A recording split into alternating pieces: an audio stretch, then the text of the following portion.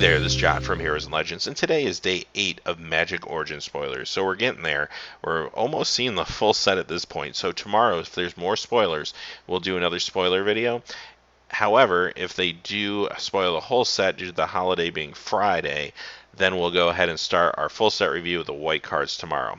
So if that doesn't happen tomorrow, then it will be on Friday, like the normal set reviews. So look forward to that. They'll be coming up every day for the next 6 days once the full set is spoiled. So having said that, we have 14 new cards to look at, and we also got a quick look at the tokens today. So let's look at the tokens first. And these are our white tokens. We got Angel, Knight, and Soldier. Here's the black, Demon, and Zombie. We got one red, that's Goblin. We have the Ashaya, the Awoken World, Elemental, and Elf Warriors for green. We have two Thopters, same card with different art for artifacts. And finally, we have our three emblems, Chandra, Jace, and Liliana.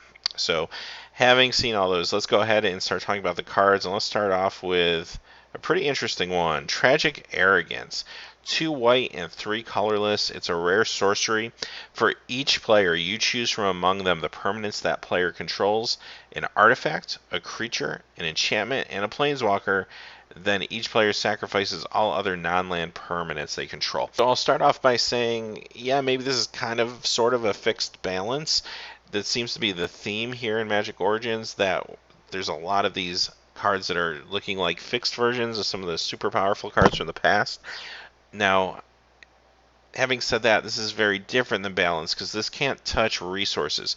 So it can't touch lands and it can't touch cards. And that's what made balance so crazy and good. Well, that and it cost 2 mana, which was insane. But for 5 mana now, you're getting to kind of balance out the permanents on the board that are non-land. That's still very good. Basically, it's sort of a quasi-board sweep that's going to affect more than just creatures. So when is this going to be good for you? Now, it doesn't do a whole lot against planeswalkers unless your opponent happens to have multiple planeswalkers out. So that's just almost like a throwaway line. Same with enchantments. You don't see a lot of multiples of enchantments out unless you're playing against a very certain, say, commander-style deck that happens to use a lot of them. Now, having said that, there are still a lot of Theros cards floating around there, so that might be okay for a little while. Creatures and artifacts is probably where this is really going to shine.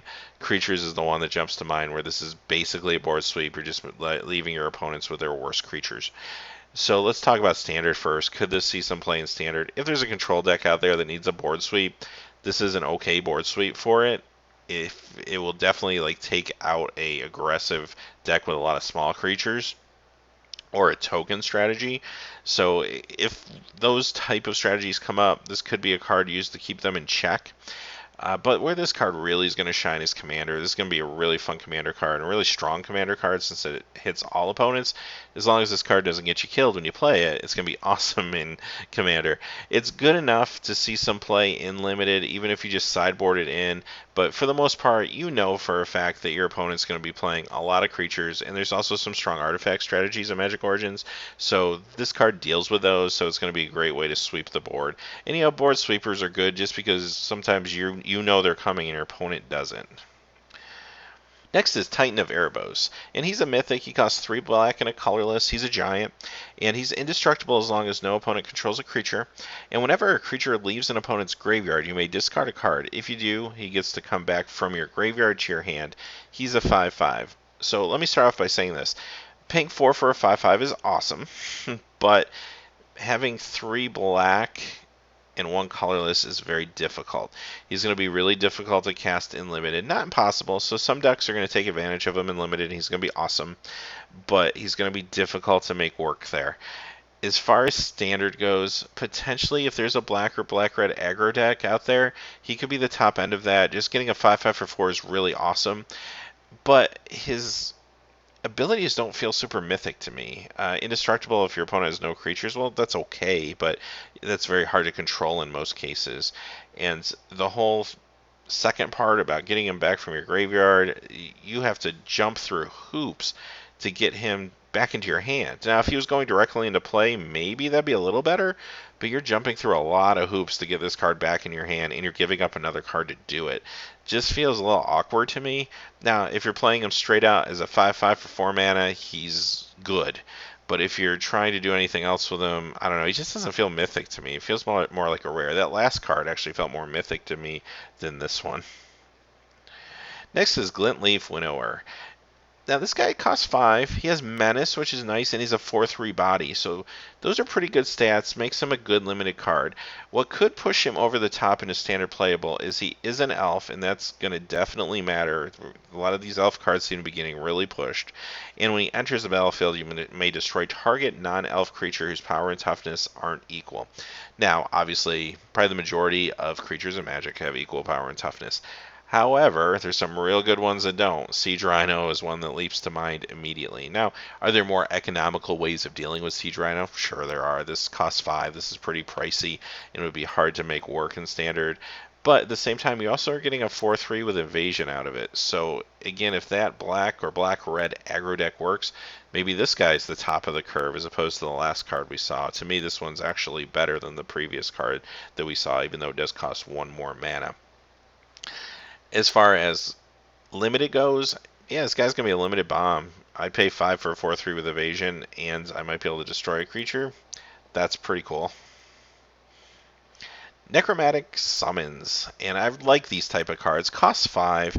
It's not anything that we really haven't seen before. You get to put target creature card from a graveyard onto the battlefield under your control, and that's out of any graveyard, so that's awesome. But if you have Spell Mastery, you get to put 2 additional +1/+1 counters on the creature. This is going to be great for you in Limited. It's an economical way to get a creature back, or maybe steal one of your opponent's creatures, and possibly buff it a little bit.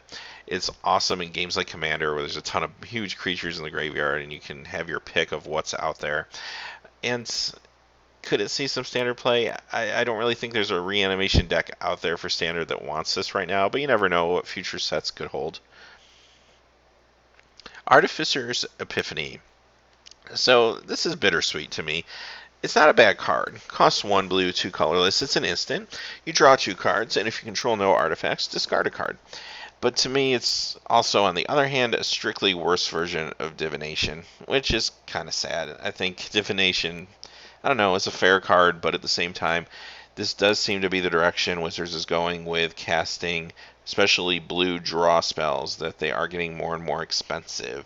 So this kind of follows suit. Now, putting Divination out of my mind, this in itself isn't a horrible card. In most cases, it's pretty easy to have an artifact in play, especially if you're playing limited in this set. So, okay, it's still a divination in most cases, but at the same time, if I don't play any artifacts, I'm still cycling and looting, and that's not horrible. I mean, for 3 mana, I don't know if that's really what I want to be doing, but it's still very playable, very, very playable in limited. It could even be playable in standard, just because this is kind of the world we live in right now with the power level of card draw spells, especially in blue. So, well, there it is. Next is Garapor Gearcrafter.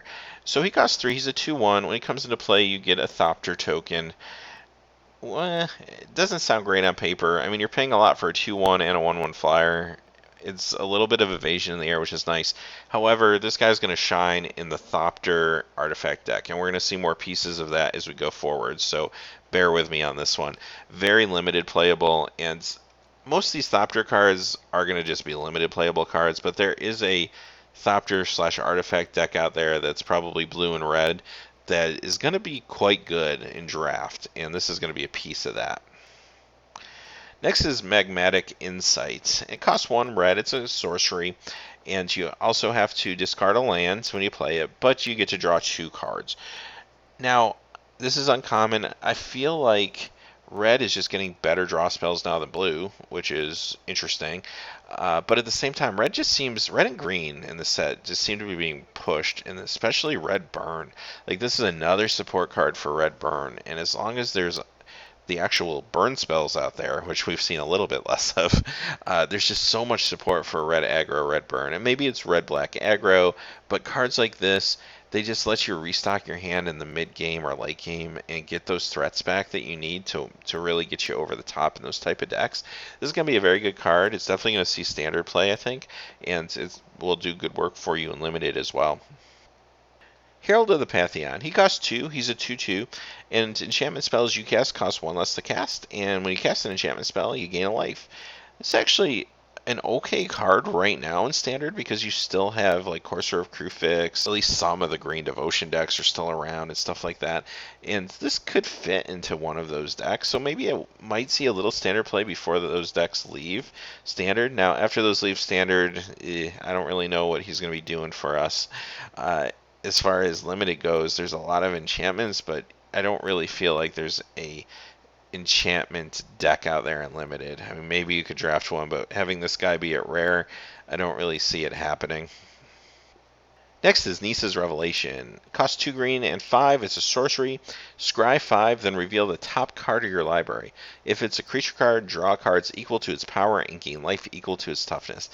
I'm not thrilled with this one. Here's why. First off, 7 mana is expensive, so we just priced ourselves out of, definitely standard or modern or anything like that.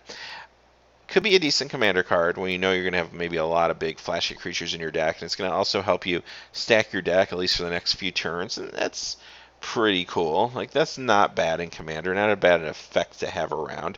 There might be better ones, so I don't know if it really fits into your commander deck, but it's not a bad effect. It might be fun to play around with. In limited, my problem with this card is it just could whiff. 5 cards is a lot out of a 40 card deck, but at the same time, you might not have that many big creatures, and you're spending a lot of money to gain some life and draw maybe 1 or 2 cards if that's the case. Now, if it hits something big, that's awesome, but what are the odds, right? Now, if you have maybe some other scry abilities and you can kind of see what's on top of your deck, well, maybe that's a little different. But at the same time, it just seems like a lot of hoops to jump through to kind of hope this card's good. So yeah, this one doesn't do a whole lot for me. Next is Outland Colossus. Now this guy, he's something else. He's going to cost 5, and he's a 6/6. So, okay, that's awesome. Then he can't be blocked by more than one creature. Okay, so your opponent can't multi-block to get rid of him. And then when he hits an opponent, he becomes a 12/12. So yes, he has Renown 6 on top of all that. This card's crazy. So, okay, Limited Bomb, no doubt about it. Obviously, I don't think I need to say any more about that. Is he good enough to see some standard play? Unfortunately, I don't think he is. He's just kind of mind-blowing in Limited, but when you start thinking about constructed formats, he's just a little too easy to chump block. Token strategies would just be able to block him all day. He wouldn't be able to get through, and once he is a 12/12, then same thing. He can still be chumped blocked, and eventually your opponent's going to come across some spot removal to get rid of him. So I don't think he's that great for constructed decks, but in limited, he's going to be really awesome. Reclusive Artificer. And here's another card that's really just for limited, and especially in that Artificer deck. So she costs 4. She's a 2/3. She's got haste, which is nice. And when she enters the battlefield, she can be kind of quasi-removal. She'll deal damage to a target creature equal to the number of artifacts you control. So hopefully you'll be able to take out a creature when she comes into play. Now this is the Is It card for the 10 card cycle, it appears, of gold cards that are in the set, so that's pretty cool. And yeah, it's going to be great when you draft around those Thopters and those artifacts. It's going to be a good card and limited for you. Next is a Bonded Construct. So we're going to start looking at some of those artifacts now that kind of help that deck. This is not awesome on its own, but again, with the other synergies that we've already seen and that we're about to see, this card gets better. So in the right deck, this will be okay and limited. It costs 1. 2/1, but it can attack alone, which is a little annoying because you really got to think of this more of a 2 or 3 casting cost creature before it really does what you want it to do. But like I said, in the right limited deck, this will be pretty good. Chief of the Foundry, and here's another reason that cards like the previous one will be good in the right limited deck. So this is your Lord for your artifacts. He's a 2/3 for 3. Other artifact creatures you control get +1/+1. That's very strong. He's at the uncommon slot, so there'll be a good amount of these guys floating around. This is going to be a linchpin card to draft around for that artifact slash Thopter deck. As you can see, this makes all those Thopter cards that much better. Great limited card. Right now, there's not really an artifact deck in Standard. Don't really think there will be unless a lot of pieces come in the future. But could he see some play in Modern? I don't know. At 3 casting cost, I think he's a little too fragile for the Modern environment. Okay, our last card of the day is Hangerback Walker, and he's double X, and he's an artifact creature. When he enters the battlefield, he'll have X+1/+1 counters. When he dies, you get to exchange those counters for Thopter tokens, and on top of that, you can pay 1 and tap him to get another +1/+1 counter added to him. So this is going to be a great creature in Limited in those Artificer decks, and even if you're not playing that strategy, still a pretty good creature on its own. I mean, you put maybe 2, 4, 6 mana into this guy, and he can be okay. Your opponent might not want to deal with the Thopter tokens, so they might try to either chump block or take some extra damage off of this. It could do some work for you in Limited. Don't really see it doing much outside of Limited. So having said that, those are the spoilers for the day. Hey, please remember to like and subscribe. We'll definitely see you tomorrow, either for another spoiler video or for the beginning of the set review, depending on what happens. And as always, have a great day. Hey, thanks as always for watching. If you're still looking for quality Magic the Gathering videos, click on one of these annotations. And if you hadn't had a chance yet to subscribe, smash that subscribe button so you don't miss any of the breaking MTG news, spoilers, set reviews, crazy product openings, or gameplay videos on Heroes and Legends MTG. Talk to you again soon, and have a great day.